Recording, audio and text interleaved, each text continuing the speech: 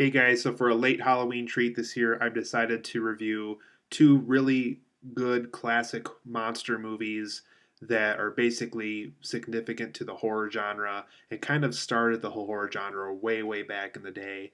And as you're about to see in this review and the next review, these are two films that go way, way back, all the way back to the beginning of the film industry almost. So for this review, I'm going to review the original Frankenstein with Boris Karloff right there. This is a film pack that came with six classic monster movies, the original ones. So I obviously want to review the most iconic one of that series right there next to Dracula, which is Frankenstein. So in Frankenstein, you guys, if you don't know the tale, because I know probably most of you do, since this story has had multiple different interpretations, both in film and books, comic books. The story of Frankenstein's everywhere. But just to go over it again, just for those of you who really want to know what the original Frankenstein was about. So in this movie, the scientist known as Dr. Victor Frankenstein, he's intrigued by bringing things back from the dead. He's always wanted to take something that's dead, something that was once human, something that was once living as human, and bring it back from the dead so he can, see what it can remember, see what, basically see what it's like because, nobody has ever done that before.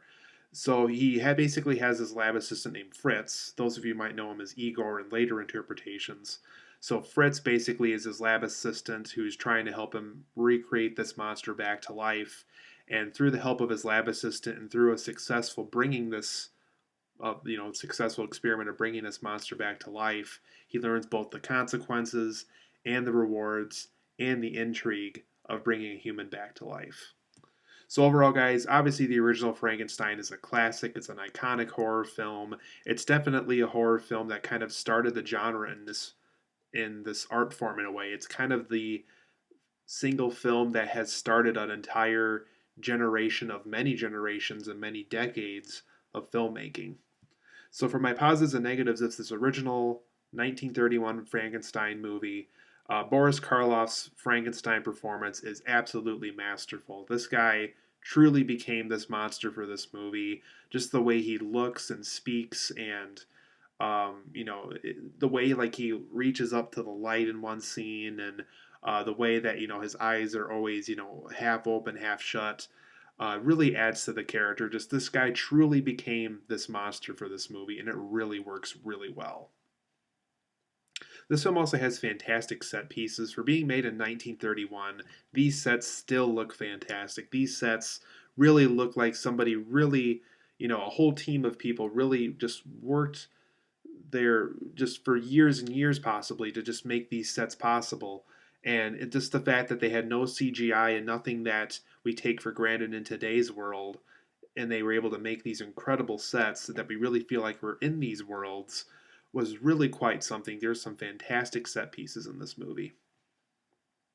I also feel that this original Frankenstein movie really does feel contemporary. It never really feels outdated either. It really feels like everything's right in place. Everything really does feel like it doesn't need any CGI, or it doesn't need any blood, or it doesn't need the way it was made just feels contemporary. It feels like there was no other way they could have made the movie. I also like all the practical approaches they did and the rewards that it accomplishes through this. It really does.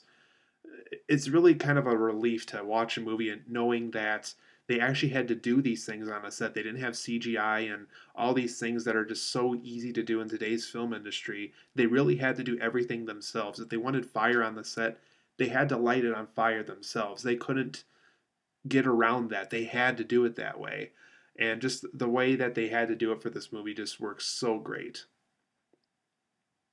I also feel that this film still feels relevant. The fact that we're, people, including scientists and just people who are intrigued in science, always kind of are wondering what it would be like to reanimate something back to life. Just later, the film Reanimator.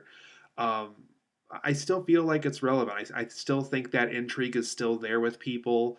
Like if it were to happen, if it ever, if it ever could exist, Frankenstein would probably be a pretty accurate interpretation where it's alive, it could react, but it maybe can't quite react the way we'd like it to. It maybe can't quite react the way a living person who's never died before would react to something. For my one and only negative of this movie, I thought some of the post creature creation scenes, it's like the scenes where, Frankenstein's already in the movie, he's already born, or reborn in this case. Some of those scenes feel a little slow. It takes us a little while to go from the Frankenstein creation back to Frankenstein's monster again. Um, and I guess the scenes in between that phase of the movie feel just a little slow. That's my one and only nitpick, really. So overall, as you can tell by all this praise for this movie and just by how iconic it is, of course Frankenstein deserves a 9.5 out of 10. And I'm not giving it a 10 out of 10 because that's a really good score for films I think really only selectively earn that score. And like I said, because I had that one little nitpick, it didn't quite get the 10. But it does did a 9.5 out of 10, which is extremely good in my book. So if you guys haven't seen the original Frankenstein yet, please do. It's an icon. It really does represent the horror genre. It really is kind of the birth of the horror genre in films in a way. So please check out the original 1931 Frankenstein with Boris Karloff. Just to even see it for Boris Karloff's performance alone, it really is something that you'll probably never see at any time soon, really. So Frankenstein, huge thumbs up. Be on the look for my next review, which is for The Wolf Man.